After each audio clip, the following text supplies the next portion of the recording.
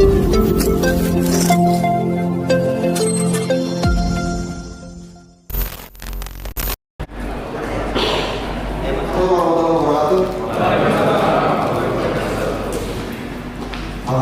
Rabbil Alamin, bersyukur kepada Allah SWT.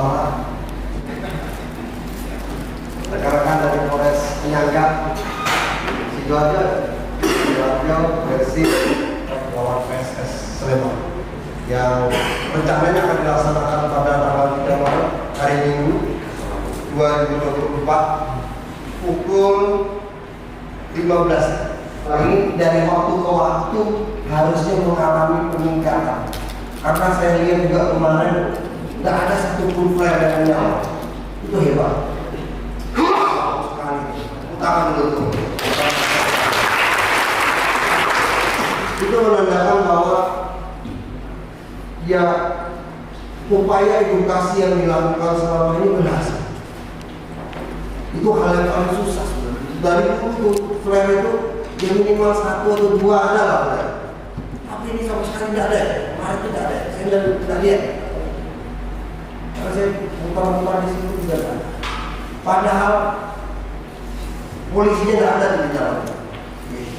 Nah, ini juga sebagai evaluasi kita bahwa mungkin penggeledahan pada saat masuk itu juga masih. Nah, stewardnya saya harap lebih maksimal lagi dalam memberikan. Sehingga kejadian seperti kemarin ini, situasi kayak kemarin itu saya tidak lihat terus. Menyampaikan beberapa hal terkait dengan persiapan untuk pertandingan Persebaya melawan PSS Sleman yang akan digelar minggu besok. Yang pertama, kami sampai saat ini belum merilis untuk jual tiket. Kami masih menunggu hari ini rapor dan mungkin nanti kami baru akan rilis setelah pertandingan lawan PSM Makassar besok. Jadi besok masih ada pertandingan Persebaya melawan PSM Makassar di Balikpapan. Kick-off-nya jam 7 malam. Jadi moga-moga hasilnya positif. Setelah hasil positif kami akan segera rilis untuk jualan tiket. Yang kedua, yang pertama disampaikan oleh Pak Kabar tadi terkait dengan supporter tamu secara formil kami berkirim surat ke PSS Sleman untuk memastikan tidak ada penonton yang mereka ke sini.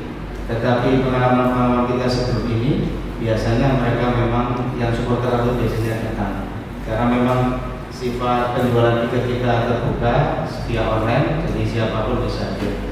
Untuk itu kami sampaikan di sini, barangkali kalau nanti memang dari PSS Sleman hadir, sama mungkin seperti yang kami sebelum ini berkoordinasi dengan Pak Kasat juga, jadi clear tidak boleh membawa flare macam-macam dan dalam posisi tidak mabuk. Jadi kalau mabuk ditolak, jadi itu sudah jalan. Kemudian nanti kami akan tempatkan di gate 15, Pak. Gate 15 di sisi selatan. Jadi nanti juga mohon dibantu untuk mengantisipasi muatan angkut. Nanti kami juga akan marshal sama steward juga akan kami perkuat di sana. Saya kira itu, Pak. Dari kami sejauh ini kami belum dapat info Sleman menginap di mana dan data kapan karena saat ini Sleman juga masih bertanding melawan Persija.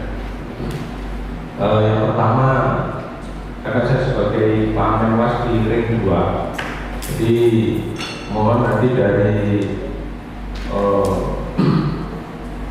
dan ya, kita bersama-sama nanti untuk mengetatkan pemeriksaan screening terhadap para lawan maupun penonton yang nanti tentunya kita periksanya mulai masuk di ring 2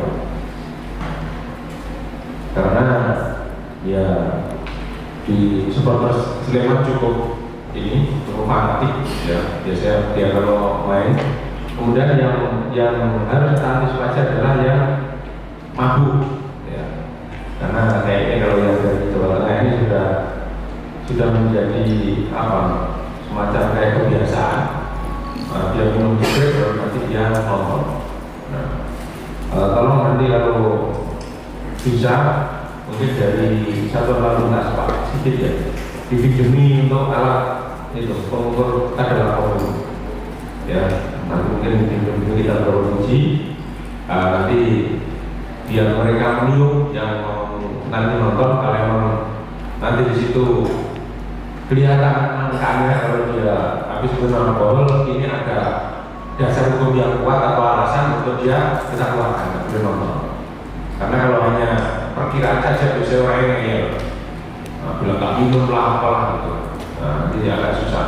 Kalau dengan sudah dengan alat, nanti kita ada ketegasan lah bahwa mau dia ngaku mau tidak, kita tidak perbolehkan untuk terus nonton. Ya. Kemudian yang berikutnya kalau sudah screening, nanti informasi dari Pak Kasat 8 kendaraan-kendaraan yang nanti mungkin akan ditumpangi penonton dari Sleman masuk di Surabaya, masuk di lingkungan Stadion GBT. Artinya dari awal nanti kita sudah melakukan screening di kendaraannya. Siapa tahu dia membawa minuman biasanya, minuman yang ditaruh di kendaraannya.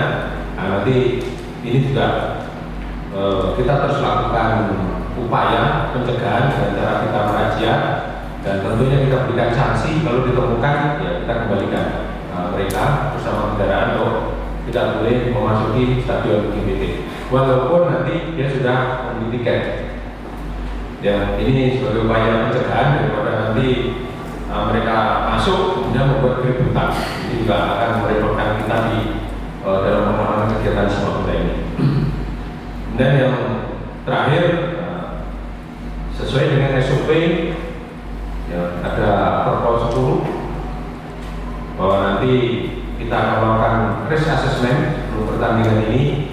Nanti kami mohon kerjasamanya dari instansi terkait, nanti sesuai dengan undangan kami, nanti bisa kita bersama-sama untuk melakukan risk assessment, ya, sehingga harapannya kita bisa memberikan saran masukan pada penyelenggara maupun pengelola stadion. Terus yang kedua, kita jaga-jaga, ya, karena situasi dan kondisi itu selalu dinamika yang berubah.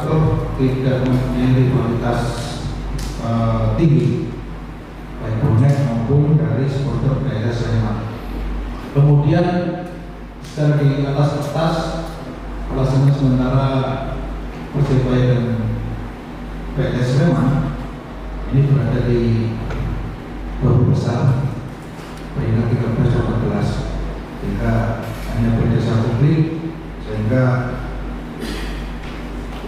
secara analisa kemungkinan kedua pemain atau kedua kesebelasan sama-sama ingin mendapatkan poin tertinggi dalam match besok. Ini juga kemudian antisipasi perjalanan match Persebaya memang sampai dengan saat ini hanya terakhir menang dengan Bayangkara FC. Kemudian kemarin dengan kita juga seri, sehingga ini mungkin yang menjadi alasan, salah satu alasan kenapa stadion jarang penuh, sekalipun mungkin tidak mencukupi. Dan ini mungkin menjadi keuntungan bagi kita dari pengamanan untuk bisa mengorganisir penonton. Namun hari ini memang dari DJS Sleman, supporter Sleman masih fokus mengawal tim putaranya di Solo kalau melawan Persita. Dia juga tidak full-base. Informasi yang saya terima untuk supporter PSS Sleman yang ada di Solo itu mencapai 5.000 orang untuk datang kemana. Tadi disampaikan oleh beberapa, kemungkinan besar hari Minggu besok juga ada supporter Sleman yang akan datang ke GBT. Dari komunikasi sementara dengan yang dituangkan dari PS Sleman atau dari supporter Sleman, mungkin nanti mencapai angka 2.000-an untuk dari Sleman. Tadi dari panitia menyediakan tempat di gate 15, kemungkinan 14, 13, 14, 15 itu akan dipakai oleh PS Sleman. Ini nanti akan menjadi perhatian sendiri. Tentunya kalau memang dari Persebaya atau dari bonek sudah mendapatkan informasi tersebut, tolong kami dikomunikasikan. Tujuannya apa? Kita eliminir, kemudian mitigasi masuknya supporter ke stadion. Nah, jadi kemudian juga kerja keras dari stadion, Marsal dan Tulus nanti untuk bisa melakukan pengelolaan supporter Sleman. Pengalaman pada saat kita kedatangan dari Semarang, ya. Semarang itu sebetulnya kebingungan untuk menuju gate. Nah, mereka kebanyakan masuk dari gate 8 dan 9, kemudian jalannya terlalu jauh menuju ke gate 15. Untuk itu seandainya nanti sudah ada komunikasi antara supporter, langsung arahkan menuju ke gate 15 sehingga untuk perjalanan dari parkiran menuju ke ruang gate tidak terlalu jauh. Itu yang kedua. Yang terakhir Pak Bapak, mungkin nanti juga perlu dilakukan screening lebih awal lagi karena kemarin kami sudah masukan meskipun sudah ada screening awal, ternyata di dalam masih banyak ditemukan utama spanduk yang digelar. Ini mungkin bagi manajemen akan menambah nilai sanksi tersendiri, sehingga kita bukan untuk meringankan beban supaya tapi minimal kita bisa mengantisipasi, karena secara statuta dari PT LIG, PSSI sampai dengan saat ini belum diperbolehkan adanya kedatangan supporter kami. Nah, juga ada berbarengan, mungkin di hari Minggu dijadwalkan pagi sampai dengan siang, kemudian siang atau sorenya ada pertandingan Persebaya. Mudah-mudahan semuanya bisa dilaksanakan dengan sangat maksimal sehingga dua kegiatan tersebut bisa terlaksana dengan aman dan lancar. Berarti bisa dilakukan. Kalau kemarin kan 9 kali kalah itu sudah tidak baik-baik saja. Jadi iya betul ini. Nuansa kebatinan itu menentukan pola pengamanan yang kita lakukan. Itu sangat berkaitan lah. Kayak setelah imbang mungkin sebelumnya. Lawan Solo imbang lawan Solo toh. Habis itu dia menang lawan Bayangkara. Itu kan kelihatan setelah imbang lawan Solo, lawan Bayangkara itu pun relatif landai kemana-mana. Habis menang lawan Bayangkara, saya rasa ini juga mesti akan landai. Nah, perlu diingatkan kepada rekan-rekan Persebaya, ayo mainnya yang ngotot lah. Mau kalah mereka itu nanti lah. Atau rekan-rekan yang perwakilan dari Persebaya ini ingatkan kita. Bukan cuma dari pihak penontonnya senang, tetapi kita yang menonton itu juga nyaman. Memang itu teknis ya, tataran teknis permainan sepak bola. Tapi kalau kami dari pihak keamanan juga ada kewajiban untuk bagaimana pola pengamanan ini bisa berjalan dengan baik. Salah satunya juga kami mengingatkan dari pihak tertentu, terutama dari pihak Persebaya. Nah, Bro Alex setelah pulang dari sini, tolong hasil technical meeting ini atau rakor ini disampaikan apa yang menjadi masukan sehingga rekan-rekan yang mau main bola itu pun pemain-pemain itu pun termotivasi. Misalnya nih, dengan banyaknya pengamanan yang kita lakukan ini mungkin bisa memotivasi mereka. Sebegitu besarnya sih mereka di atas lapangan itu dihargai. Nah ini kan mereka tidak tahu kalau sebenarnya polisi banyak loh yang mengamankan lebih dari 1.000 orang loh. Seharusnya muncul kepercayaan diri, kebanggaan di para pemain-pemain ini. Begitu besar harganya dia sehingga polisi yang jaga diri sebagai belum lagi dari rekan-rekan TNI, belum lagi dari Satpol PP, semuanya kalau dikumpulkan dengan mereka tahu dihargai seperti itu, harapan kita mainnya jadi lebih kokoh. Oke, saya rasa itu kita semua di sini bisa mengerti dan paham tugas pokok dan peranan masing-masing. Mudah-mudahan kita berdoa ada barang yang besar, baik yang kami sambut PSAT maupun aturan sepak bola ini dapat berjalan lancar, damai. Surabaya juga selalu kondusif, nyaman untuk semua.